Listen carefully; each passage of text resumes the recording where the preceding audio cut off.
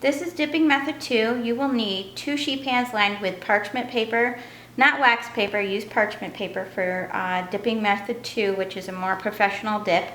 And you will also need a cooling rack and a ladle. And over here you'll also have your saucepan with a small pot of chocolate sitting on top. This is dipping method number 2. I already have my chocolate assembled for drizzling and dipping. These truffle balls have been in the freezer for about a half an hour. I rolled them out weighing a half an ounce each. And now we are going to dip feet on them. This is how you do the more professional. You just put a little bit in here. You go. This avoids the extra chocolate that comes off on the sides when you use the dipping tool method in method 1.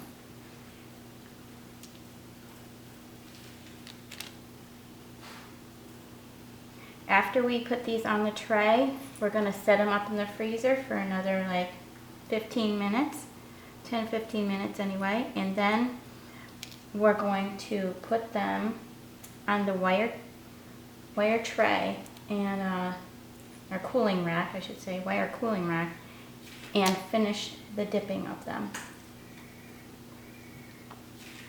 Okay, now these have set up in the freezer, and with their little feet on, I'm going to place them on the wire rack for dipping.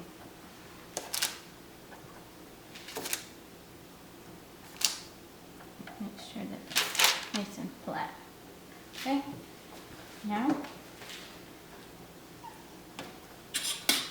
I'm going to take my ladle, make sure the chocolate's a nice consistency, and pour it over the truffle.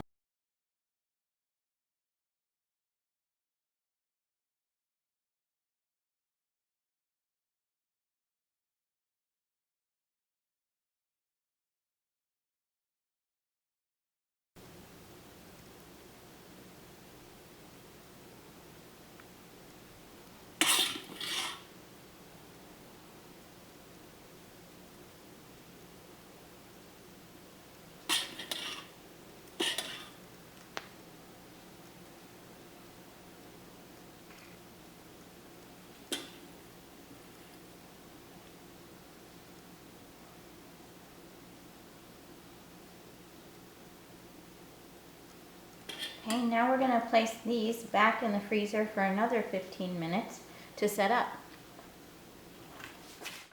Now I've removed the truffles from the freezer and I'm going to start drizzling them. This is how you do it. As I mentioned before, some people dip their fingers in the chocolate. I use a spoon.